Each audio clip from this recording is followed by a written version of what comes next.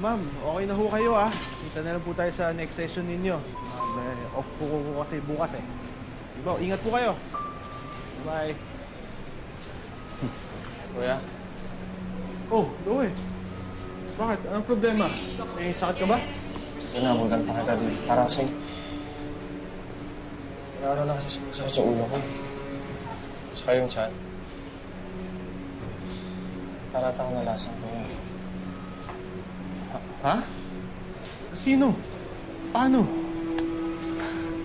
Kaya, Loe, seryosong bagay yan ah.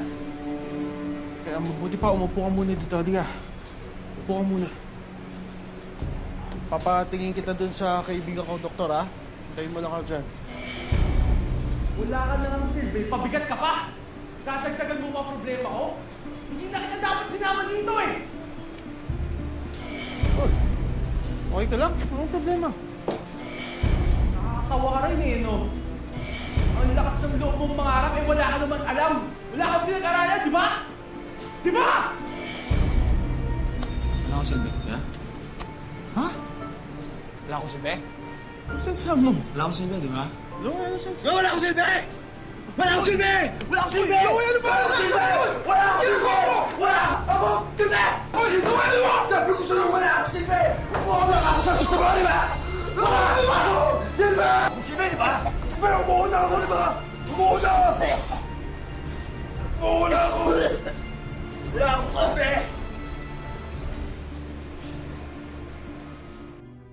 Kung minsan, kahit maganda ang ating hangarin sa buhay, hindi na ayon ang resulta o kahihinatnan. Ganito ang hatid na kwento namin ngayon. Isang binata na nangarap para sa kanyang mga mahal sa buhay, ngunit sinuklian ng trahedya ng kapalaran. Magandang araw po mga kapuso. Ako po si Vicky Morales at ito ang Wish Ko Lang. Meron ka bang alam na dahilan na nag-trigger nito sa kapatid mo? Wala ho, Dok eh. Hindi ho din uso yung ganitong klaseng sakit sa pamilya ho namin. At wala din kamo siyang bisyo. Wala ho, Dok. Hindi ho siya naninigarilyo. Hindi din ho siya umiinom. Kaya imposible din ho na nagdadrag siya. Pwede mo bang ikwento sa akin kung paano nag-umpisa ang lahat? Para maintindihan ko kung paano siya umabot sa ganyang kalagayan. Siguro ho, Dok, nagsimula to nung bumalik ho ako doon sa probinsya namin. Panganay po kasi ako. Breadwinner ng pamilya. Kaya ako, nagbakasakali ako umalis at naghahanap buhay. Sinwerte po ako dahil nakatapos ako ng massage therapy course. Pagiging caregiver. Iba't ibang trabaho din ang pinasok ko. Sayang na, kuya. Hindi ako nakapag-aral ng physical therapy na yan. Hindi sana, parehas tayong kumakayod niya. Uy, bakit, ha? Tumutulong ka naman sa pagkapas ng palay, hindi ba? Nay, ang ibig ko sabihin, yung maayos na trabaho.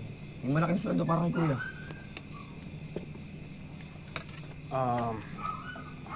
Sa totoo nga lang ho, mas okay nga ho sana kung may makakatuwang ho sana ako sa paghahanap buhay.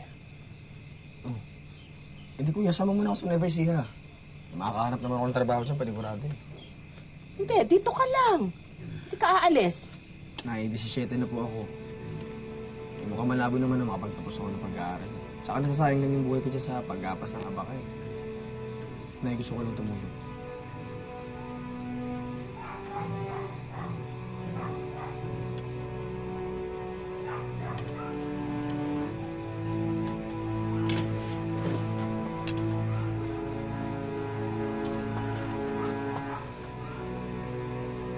Umalis si Loe kahit ayaw ng nanay niyo. Desidido ho kasi talaga magtrabaho si Loe. Kasalanan ko din to. Bakit naman? Dahil ako ho ang nagdala sa kanya dito. Akala ko ho, siswertehin din siya. Kagaya ko.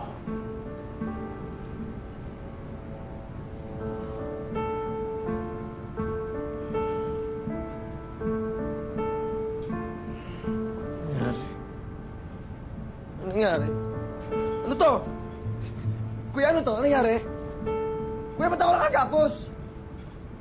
Kuya! Loe, nagwala ka kanina. Sinakal mo ako. Wala ka dyan. Kuya, di ko sinasadya. Kuya, baka wala mo ko, di ko sinasadya. Kuya, di ko naman kasalanan. Hindi ko alam yung nangyayari. Baka wala niyo ako dito! Loe, alam ko yun. Alam ko.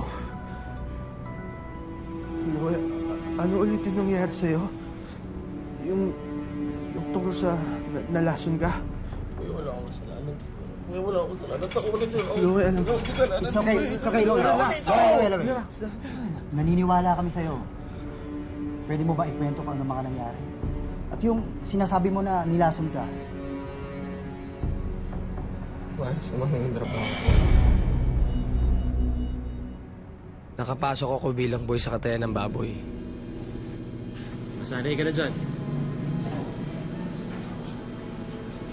Pabait naman sa akin sila Boss Estong eh. Tsaka yung mga matadero niya. Sige. Miguel, Mark. Si Loe. First day niya. Mahirap ang trabaho doon. Pero pinipilit kong kayanin.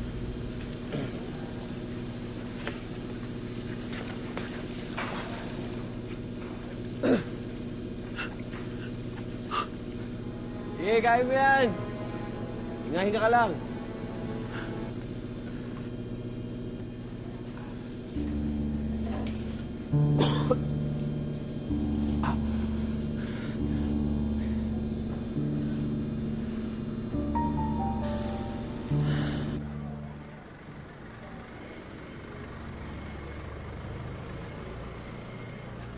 Pero nung nakuha ko yung unang sweldo ko, parang nawala lahat ng pagod ko. Ginanahan ako lalong matuto ng trabaho doon.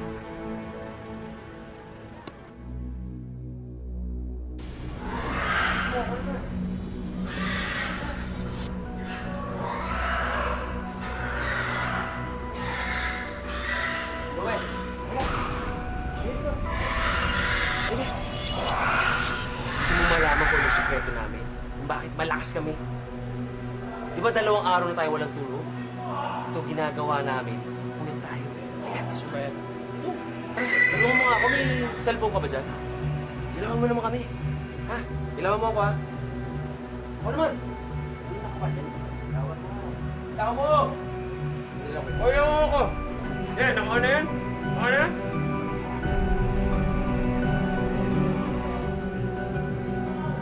Ganun.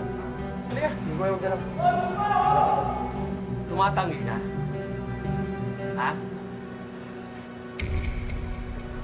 Di ba sinabi ko naman sa'yo, importante dito ang pakikisama. Ang samahan. Kuya, hindi lang kasi ako sanay sa ganyan. Ba? Tinatalo mo kami. Kulong to ah.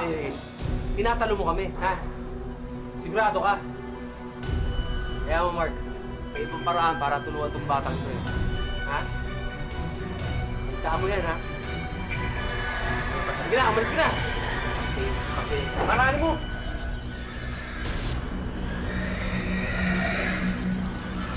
Araw ka din. Ano pang nangyari pagkatapos nun? Tuloy na lang ako ng basta ang pahirapan ko.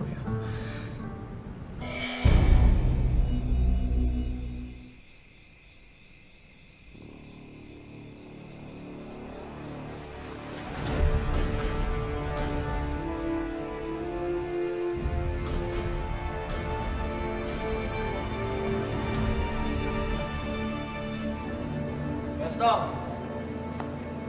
Estong, dito na ako. Estong!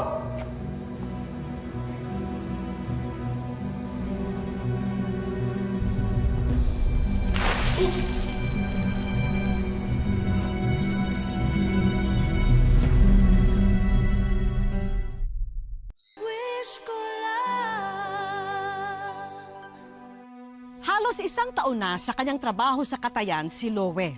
Nakakapagpadala na siya ng pera sa kanyang pamilya.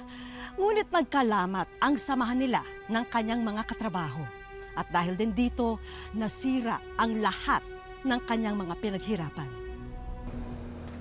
Kuya!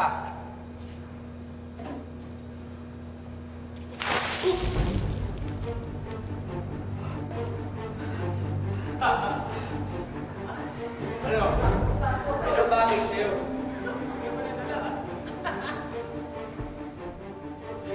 Bakit hindi mo sinabi sa akin yung ginagawa nila sa'yo? Sorry kuya, okay lang kasi madami ko pa sa mga problema ko eh. Ano pa? Ano pang ginawa ng mga hayop na yun sa'yo, ha? Kuya, marami. Basta may pagkakataon sila, sinasaktan nila ako. Minsan naisipan kong unahan na sila eh, lumaban. Pero 3 sila, isa lang ako. Ano? Tuloy mo, halika. Tapang ka na ano? Ano, papalag ka na?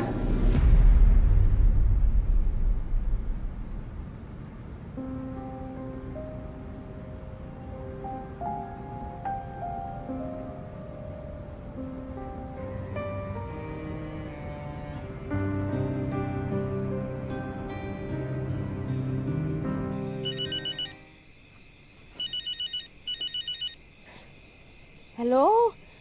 Lowe, anak. Naku naman, akala ko hindi ka natatawag. Nak? Hey, ano? May mabuting ako dito. Okay lang ako. Natanggap mo ba yung yung huling perang pinadala ko? Oo, iniipon ko lahat ng padala mo. Eh, malaki-laki na yata yun eh. Mabuti naman po, Nay. Mabuti naman. Eh, nak, huwag ka makukulitan sa akin ha, pero baka naman pwedeng umuwi ka na kasi malaki-laki na rin ang naipon natin. Nay, kulang pa kasi yan. Kulang yun sa pagpapagawa natin ng bahay. Hindi, contact case na lang. Malapit na rin ako buhay, ha? Sinuli na okay na, Nay.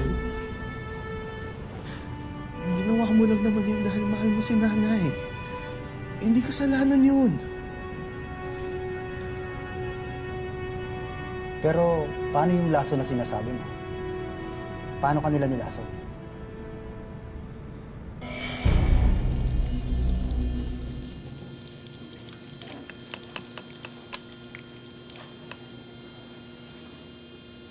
Oh, bata, relax ka lang, easy ka lang. Easy ka lang, magsusorry lang kami. Bata, napag-isip-isip namin na okay ka naman pala. Tsaka napag-isipan ko, ititigil na namin yung bisyo namin. Kaya ano, tabla na tayo. Loie, kaarawan ko ngayon. Eh, may konting kasiyahan mamaya, baka pwedeng sumama ka. O, tagay na, Loie! Teka, bata pa yan. Hindi pa niya kaya sumabay sa atin. Oh, ito muna. Ito sa'yo. Yan. Sabi ko naman sa'yo, okay na tayo eh. Teka, Mark. Wala ng yelo. Oh, Louie, sumama naman oh. Sige, yung yelo. Paano? Tara. Sige, andun lang.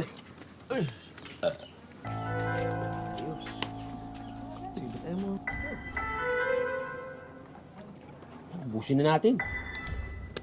Yan. Agal nyo ah. Saan nyo pa kinuha yan sa tindahan? Bagal bata mo eh. Oh, eto ha. Kuya para tukas ha. Dahil kaarawan ko ngayon, at ikaw ang pinakabata, ikaw ang pinakabugoy. Ang pinakabagong tropa, ito sa'yo. Oh, Mark, total, siya na ang bago mong best friend. Ito sa'yo. Oh, straight nyo yan, dahil birthday ko eh. Straight. Cheers! Cheers! Oo. Sige, pare. Straight ha?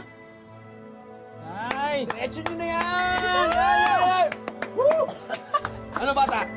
Ano, kamusta lasa? Sarap. Di masarap. So, umpisa lang yan, masanay ka din. Tingin mo pa. Ano na yung... Doon nagsimula sumakit yung ulo ko tsaka yung tiyan ko. Kuya, parang araw-araw ganun kasalit eh. Tapos parang ako nasisiraan na ng ulo. Kaya ako pumunta dito. Mas makabubuting magpahinga muna siya sa ngayon. Habang hinintay natin ang resulta ng blood test niya. Doon malalaman natin kung anong laso ng nilagay nila. Sige, Doc. Maraming salamat ho.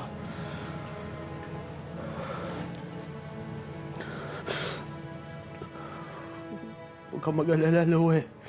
Ha? Huwag ka mag-alala. Aayusin ko to. Akong bahala. Akong bahala sa'yo. Iuuwi kita.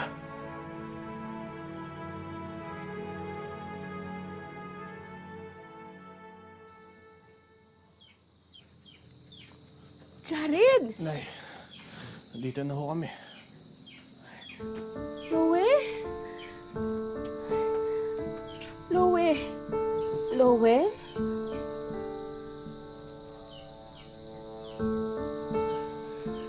Loe, anak? Loe? Bakit siya ganito? Loe? Kawawa naman ang anak ko. Pinagamot ko na po siya. At may nakita hong chemical sa dugo niya. Kaya baka tama ho yung hinala ni Loie na nilason ho siya. Nilason siya? Wala bang gamot doon sa lason na yun? Sa ngayon ho, pinag-aaralan pa po nila eh. Pinapunta ko na rin ho yung pulis dun sa Katayan. Kaya lang ho, nakatakas ho yung mga tao.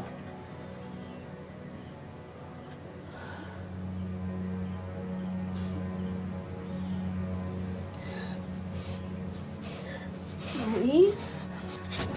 Loe, bakit? Wag. Ayoko hawakan. Ayoko hawakan.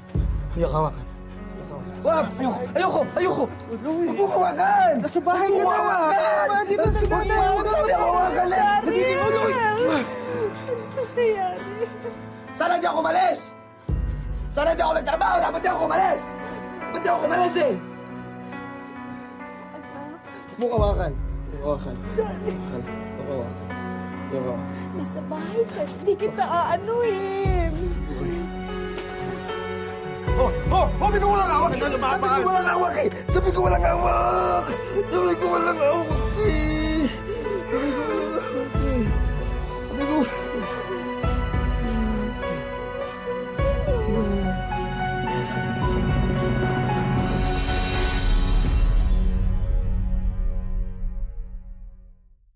Wish ko lang.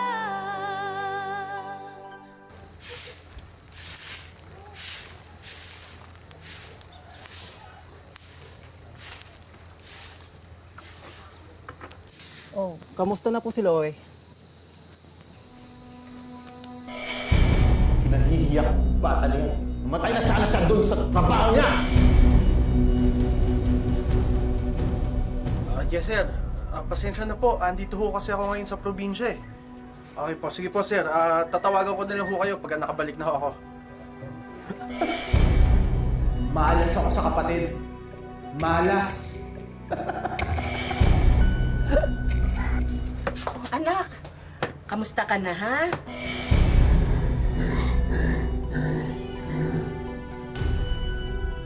Ang lakas ng loob ng mga hindi ka katulad ni Jared. Alam mo, anak, naisip ko na kapag siguro maigi-igi na pakiramdam mo, dadalhin kita doon kay Mang Andoy. Baka sakaling magamot niya kung ano man nararamdaman mo.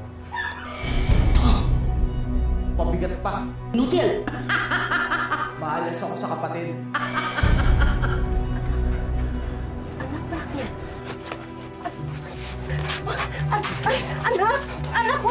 Jared! Noel! Jared, anak ko! Papatayin niya ako eh! Tumigil ka! Huwag mo saktan ang kapatid ko! Huwag mo sasaktan ang kapatid mo!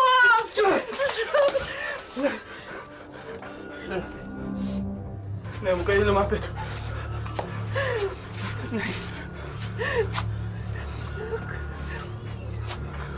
Anak, ako ang nanay mo. Hindi ba? Naalala mo?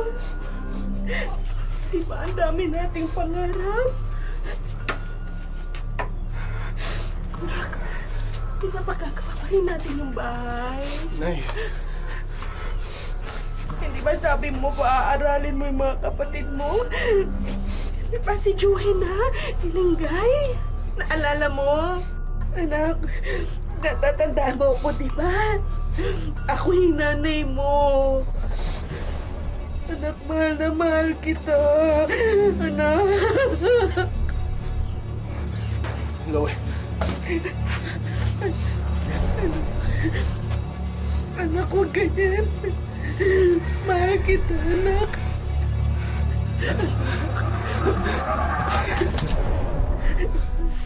Sorry.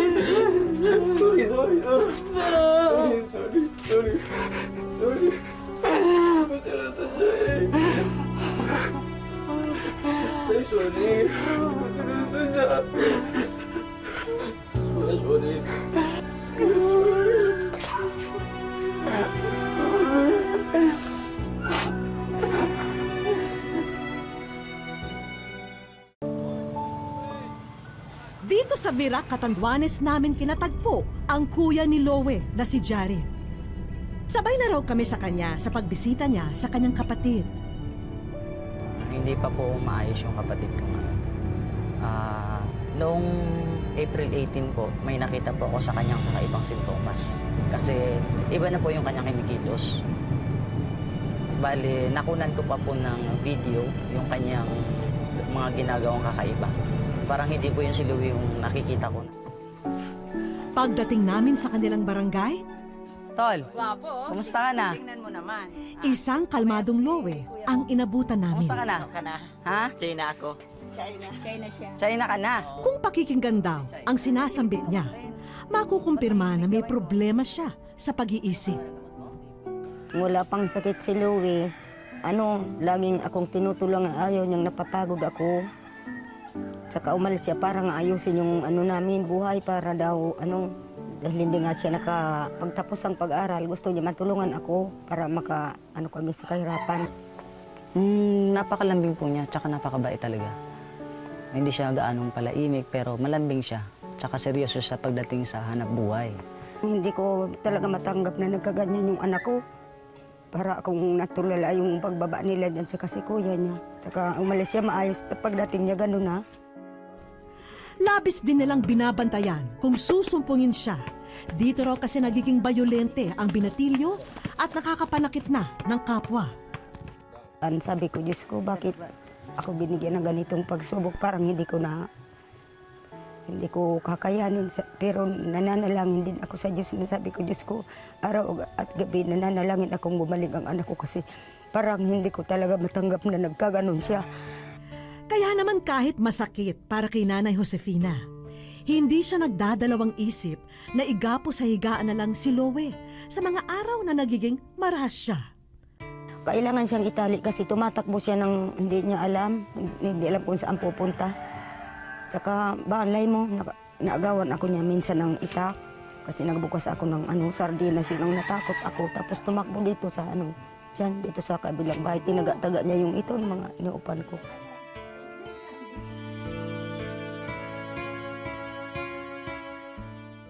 Sa aming pagbabalik, Maraming salamat po, Tita Becky Morales. May bola na po ako.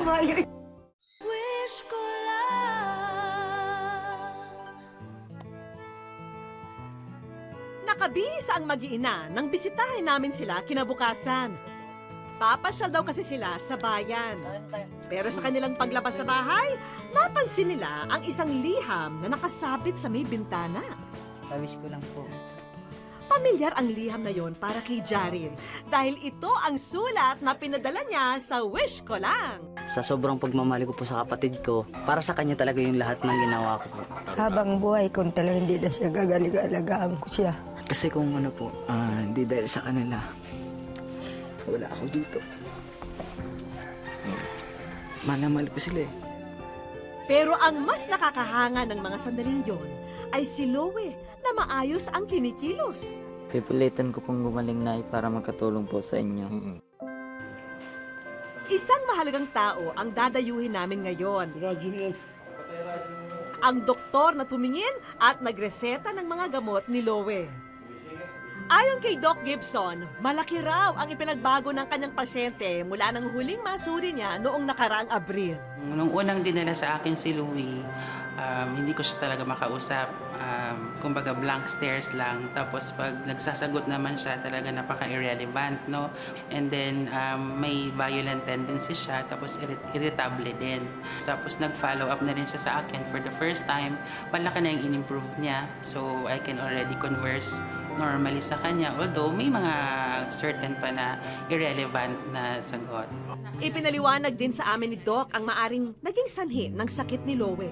Possible na baka napainom siya ng possibly hallucinogenic and stimulant at the same time. So, siguro pinakamalapit na substance, baka shabu, napainom siya ng shabu na hindi niya, na wala siyang kaalam-alam. Pero sa ngayon, nabuhayan ng pag-asa ang pamilya ni Lowe. Maganda yung prognosis niya. Kasi lalo pa ngayon na since nag-start tayo ng medication, nakakita agad tayo ng improvement. So relatively, compared sa mga chronic cases talaga ng mga schizophrenic, mas maganda ang outlook ko kay Louie na pwedeng gumaling pa talaga. Masaya ako na gagaling pa siya habang ginagamot para maano rin niya yung kinabukasan niya. Halimbawa, mag-isip siya ng pagpamilya. Invitado po kayo sa kasal. Dahil masaya na ang lahat, diretso na tayo sa mga inihanda naming sorpresa para sa ating bida. Nakatulong daw ang mga gamot sa pag-igi ni Lowe, kaya sagot na namin ang lahat ng nireseta sa'yo.